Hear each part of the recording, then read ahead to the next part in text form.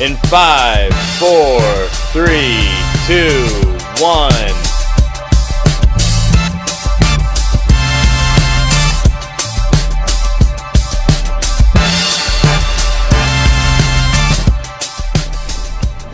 Hello, and welcome to GUTV. I'm Kennedy McGann. And I'm Andrew Hardenberg. Tonight we will be discussing the severity of a tragic global issue, the refugee crisis. The United Nations Refugee Agency reports that there is no sign of this crisis slowing down. But how is a refugee defined? A common misconception is that refugee and immigrant are interchangeable labels. The difference lies behind the reason as to why they are leaving their country. While immigrants choose to relocate because of economic, educational, or family reasons, refugees are forced to leave their country due to a rational fear of being persecuted for racial, ethnic, and/or religious reasons. Most importantly, these people do not have a choice about being a refugee. They are fleeing violence that is out of their control. They are people who are fearing for their safety, as well as their family's safety. We are currently witnessing an exponential rise in the number of people being displaced from their homes, making this an international issue.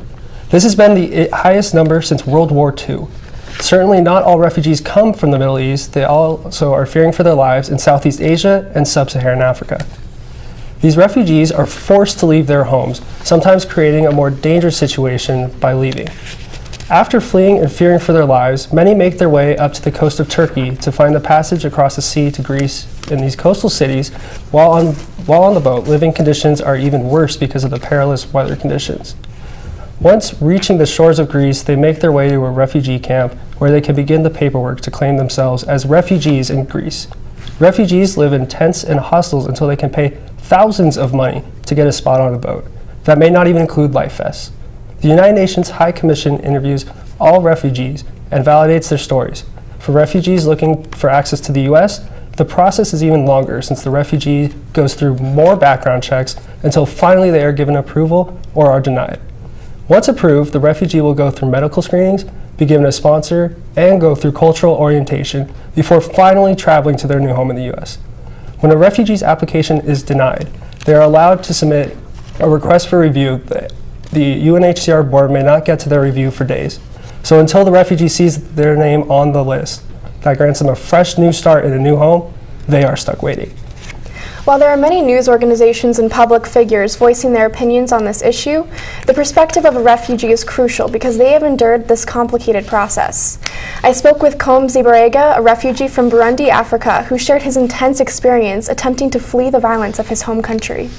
In 2006, my country received the UN peacekeeping mission to come to help us find peace, and I applied for a job in the UN, and I worked with the UN, and because of that, I was kidnapped by the rebels who were fighting the government during that time, and I went through torture and horrible things, happened to me when I was in that place. And after a week, that place was invaded by the UN peacekeepers and the soldiers from my country, and I was able to escape. And after a few days, when I was in my uncle's house, we heard that those rebels were coming around my family, my uncle's house, and the whole family sat down and they decided for me to leave the country, and they went to Ethiopia, where I lived as a refugee for 6 years. Wow. So 6 years in the refugee camp, can you describe what that was like for you? It was really hard life, to go through, because first of all, we didn't have enough food to eat, and second, so many countries, they don't give work permits for refugees, and we're just sitting in the refugee camp, we're doing nothing. It was boring, and it was really tough. And I realized that in the refugee camps you find so many potential, which are not released, and refugee camps are the most richest places in the world, and I have seen that. And it was really boring, it was really hard. I remember every time, in the evening you could hear just, babies crying because they didn't have, enough food to eat, and parents, during that time were having a hard time. Mm-hmm. So I always remember those cries of, babies, in the evening looking for food. It was really painful. Yeah. What can the U.S. do to help refugees? Like I said, refugee camps are the richest places in the world. So I think U.S. would just continue opening their doors and giving a chance to those people who are in those difficult moments in the refugee camps, and bring them over here and give them a chance to release their potential and be able to help their families, and at the same time contribute in the economy of this country. If you try to see around, U.S. is made of people from around the world, and bringing the whole world over here is something amazing, and I feel like that's why U.S. is the greatest country in the world. Yeah. What is your opinion of what's been being said in the presidential elections? I think some people, they have their fears, and it is okay to have fears, but at the same time I think they need to be educated and learn about the refugee situation, because people who come here as refugees, they are not people who are dangerous for the country, I would say, but they are victims of those bad things going on in their country, so they are not the one doing those bad things. So I would say that those people who have fear of refugees, they need to learn, and they need to search for information from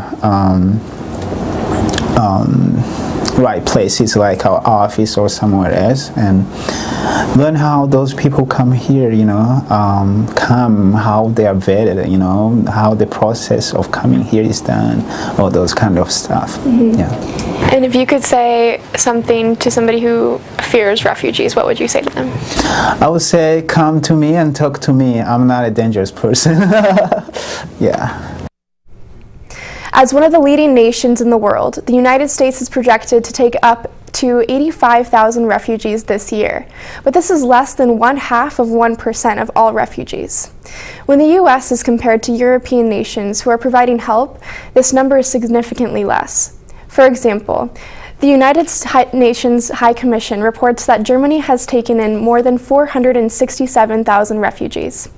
A major debate in this upcoming election revolves around whether the refugees deserve international protection from the United States. Not only is it important to see where this current administration stands, but also the opinions of the presidential candidates.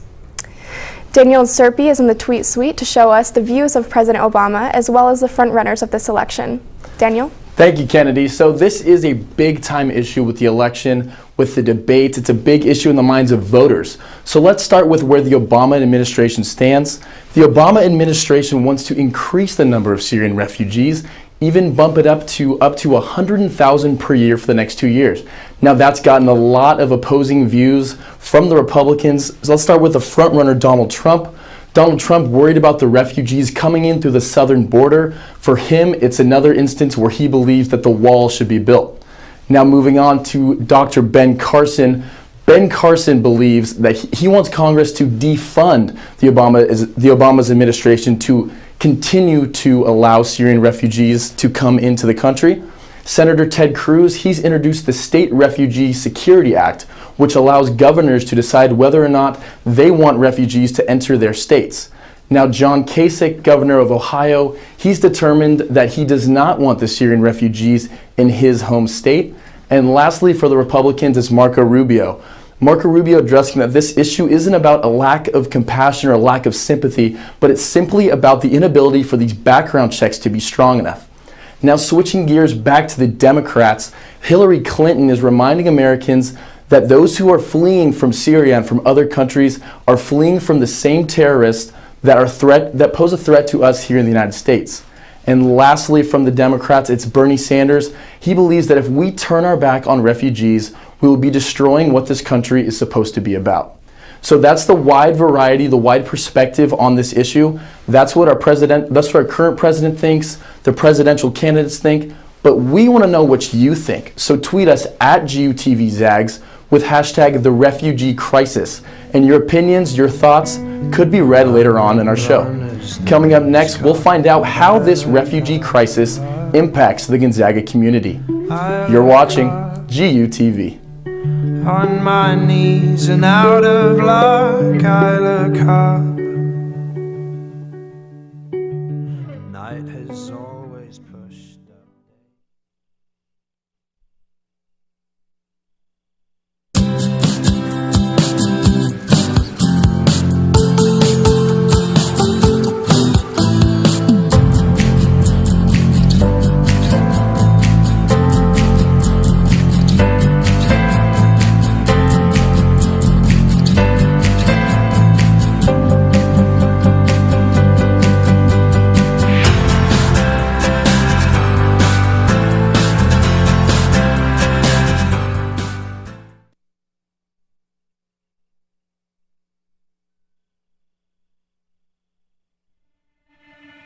Welcome back to GUTV. After learning about who refugees are and the crisis that is happening, we will explore the effects it has on the Gonzaga community. GUTV's Scott Weller asked Gonzaga students if they believe the United States should allow refugees in. Yeah, I definitely agree. I think America should take it upon themselves to let in refugees that are seeking asylum. I mean, we are the country of immigrants, and people who say that these immigrants are going to wreak terrorism and cause terrorism here in America, I think, are just ignorant and probably don't know too much about the matter. But the truth is that it's mostly women and children and people getting away from terrorism, not coming over here to cause terrorism. I think that it's important for us to be open and accepting and open our doors for people who need help. If I had to go one way, I would say no, because I feel like it poses more of a threat than anything. And you see organizations like ISIS already trying to infiltrate that. But at the same time, they're people too, and most of these people trying to come in are good people, and you don't want to turn them away because you'd be providing them a lot of opportunity and safety as opposed to where they are right now. I've heard a lot of different arguments for and against, and a lot of the against comes from, if we were a country that couldn't take care of ourselves, I think we might be having a different argument here, but we are, to my understanding. And I think the argument that people are dangerous, that these are people coming from areas that are heavily influenced by Islamic extremism, and the fact that that's being an argument why we shouldn't let people who are in need into our country is really very frustrating to me. They're people, and if it were you or I that was in this situation and we were looking for a place to go, I wouldn't want to be faced in a situation where like my beliefs or my religion or the people who are. After the break, we will hear from someone who has first-hand experience with refugee placement in Spokane. You're watching GUTV.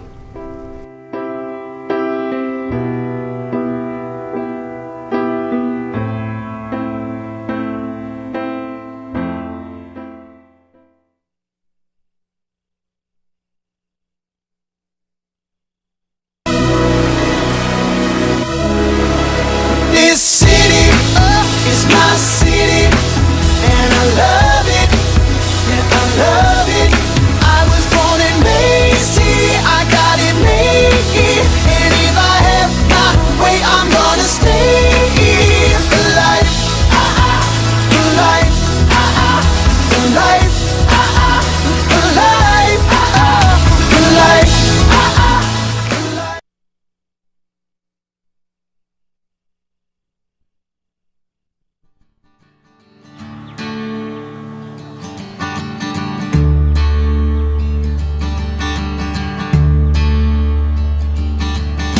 I gotta get home, there's a garden to tend all the fruit. Welcome back to GUTV. Earlier on in the show, we heard from Gonzaga, a refugee living in Spokane.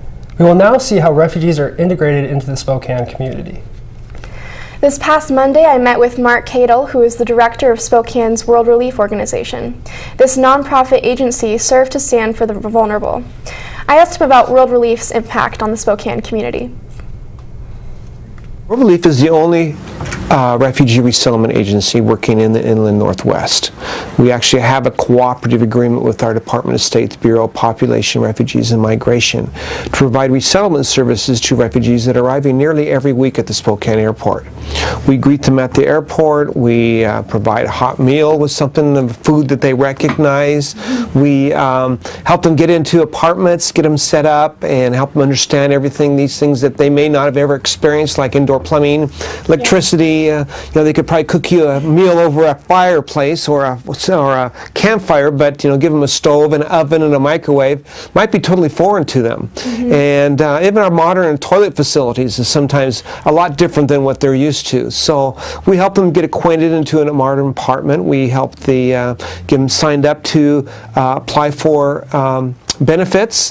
They qualify for a Social Security card and are authorized to work from the moment they get off the plane, because they are new immigrants that are here permanently.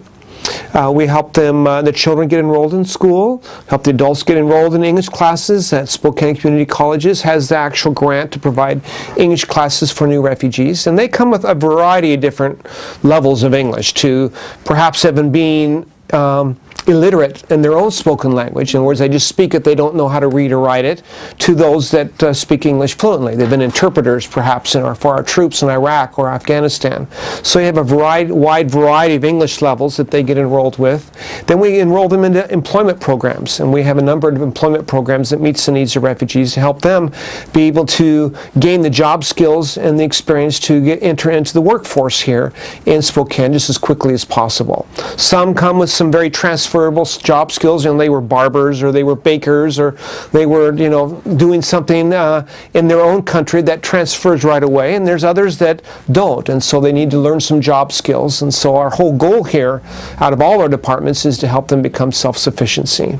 Then we have a legal and immigration department as well that helps them adjust their status. When they come, they're here legally, but after a year they must apply for a green card, as long as they have all their immunizations up to date. And then after 5 years, they can become a citizen. And that's quite a lengthy course of training that they have to be able to read, write, speak, and understand good English. They have to know 100 civics questions, because the computer might take 10 at random that they need to know. And so we help them through that whole process for a number of years. Is there a way for the Gonzaga community and the Spokane community to get involved with World Relief? Yes, in fact, our federal government wants to know that the communities they're placing refugees in are welcoming communities.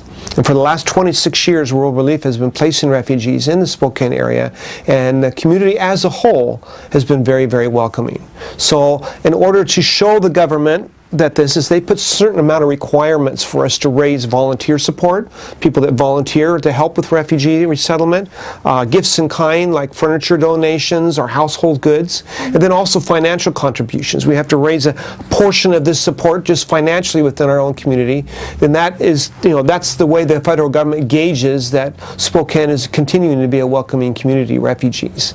And so not only is our mayor and city council very, very in support of it, but I know the Gonzaga community has been extremely supportive by a variety of different ways. We have a very strong and robust internship program. There's a number of Thomas More scholars from Gonzaga Law that extern with our immigration department. We have other interns from Gonzaga that are either in communications, TESOL degrees, or just with international relations. And so consequently, a number of interns can be involved. But also there's a lot of professors that were at Gonzaga that either invite myself or a World Relief staff member to come and share in their class. And then we also provide a simulation for a lot of classes come in, and they actually go through a 3-hour simulation where they take on the role of a refugee to kind of feel and understand and empathize with what a refugee goes through trying to win its way to freedom. And that's very, very popular with a lot of the communities in Gonzaga as well. Now that we know how World Relief helps refugees in the Spokane area, we are going to look at some of the facts behind the refugee crisis. There are many concerns that people have regarding this refugee crisis. One is that some refugees could be extremists that are slipping through the screening process. We learned that not only are the refugees vetted by the UN Refugee Agency, but they're also vetted by the State Department, the FBI, the Department of Homeland Security, and the Department of Defense. The process just to be given asylum in the U.S. can take anywhere between 18 months to 2 years. Another concern that people have regarding the Middle Eastern refugees is that they will be ISIS sympathizers. The Guardian reports that these refugees are afraid of many of the same things that we Americans are afraid of. Many refugees are fleeing areas controlled by the Islamic State in contravention of ISIS edicts. Shelley Pitterman of the United Nations Office of the High Commissioner for Refugees said they've rejected the ideology of extremism and share the values of freedom, tolerance. Also, on many occasions, ISIS has condemned the refugees who are leaving the territories that they control. Aaron Zellin, an analyst of jihadists, wrote, "The reality is ISIS loathes that individuals are fleeing Syria for Europe. It undermines ISIS's message." Coming up, we will learn about the creative ways that people have educated themselves on the refugee crisis. You're watching GUTV.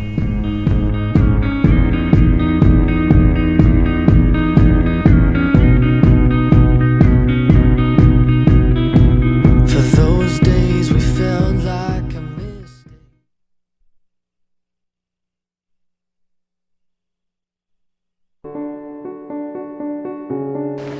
My minute for mental health. How does faith connect with mental health? Well, God has given us a wonderful gift called free will. We are able to choose how we respond to various situations.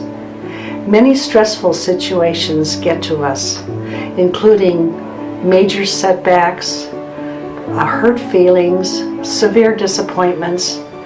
Because we have free will, we can say stop, don't respond yet, but invite the Holy Spirit into our thoughts and into our hearts so that we can be enabled to respond in a healthy way.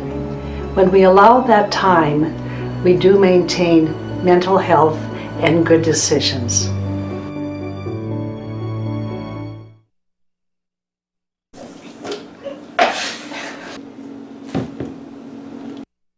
Dude, I thought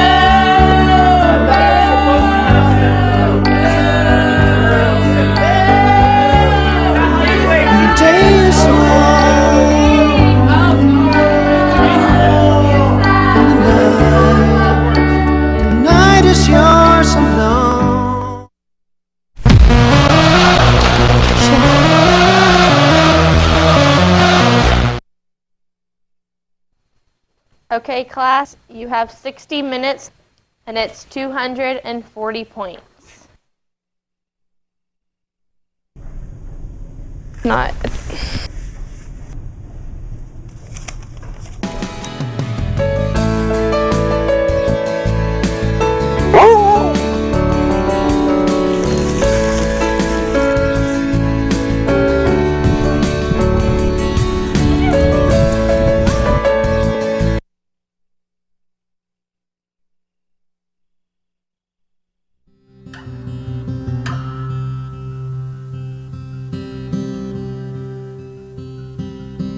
Serve God, love me, and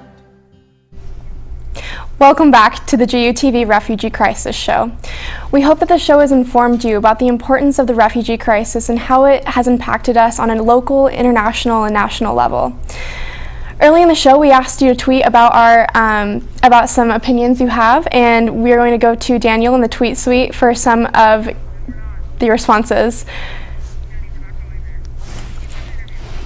Okay, well, I just got notified that we didn't have any tweets sent in, so we will actually be going to our interview with Erin Moyer, who is joining us today. Thank you for being here, Erin. Thanks so much for talking about this important issue. Yeah, so what is your role here at Gonzaga?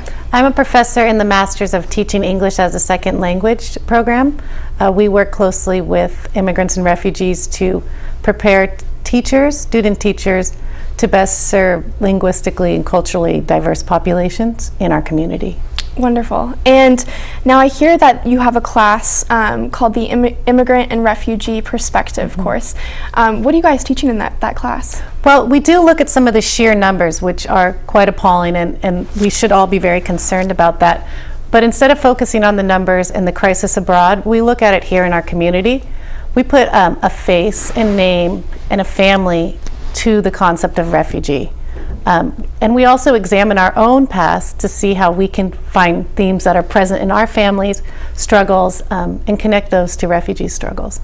So it sounds like pairing up the faces with the numbers is really important to you guys. Where are you finding refugees to work with? I'm also an instructor at SCC, and we have an extensive language program that's of almost free to little cost for our refugees, and they're enrolled within days of arriving.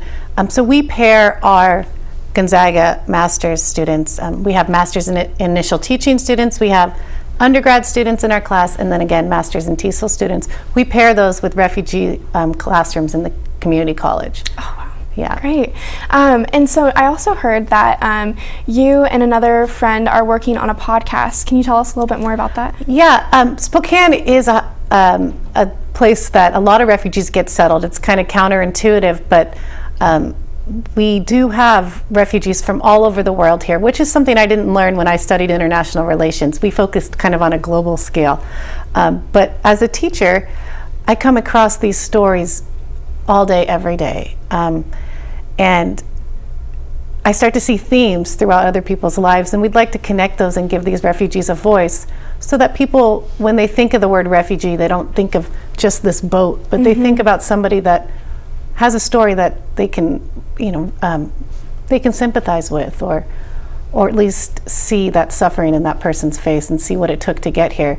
Like you said, it's such a small number of people that actually do get here that we feel like we have every responsibility to make their voices heard. So we see that this number is just exponentially rising. And do you see it slowing down at all? No, absolutely not. In fact, with the new crisis coming out of, the developing crisis coming out of Yemen, and the continuing crises in sub-Saharan Africa, and the exodus occurring out of Syria and Iraq, we do not see it slowing down at all. What can we do as GU students to help this crisis? Well, Mark Cadle had some great suggestions, but something you can do is work with World Relief to take on a refugee family for a year. The help that refugees need is you wouldn't always think of it firsthand, but getting prescriptions and opening the bottle, or learning how to work your toilet or work your oven or your microwave, learn how to work the bus system. So if you can sponsor a family and work with them, also, open your home, open your heart, make our schools, our communities, and our homes some of the safest places in the world. And another thing you can do is stop the violence against refugees occurring at home. Turn off the TV when you hear that propaganda. Talk to your loved ones and let them know that you know a refugee and that they're not a terrorist. So the things you can do, we have a notion as humans to want to go big, but really the most impactful things we can do is start with the people closest to us and the communities that we live in. Thank you so much for joining us today, Erin. It really meant a lot to have you here. Thank you so much for addressing this issue and having me on to talk today. Appreciate it. Well, we want you to keep the conversation going all week, so tweet us at GUTV Zags with your thoughts on the refugee crisis. We really want to thank you for your tuning in tonight, and next week we have a comedy show that will be going on, and Andrew has that information at the desk. So the comedy show will be going on next week, Wednesday at 5, and we want to tell you that there will be a lot of GU students performing, and we'll have a live studio audience, so we can't wait to see you there. Good night. Rolling hills and frontier homes, I smile again, and I smile again. I can't look away, but something hesitates.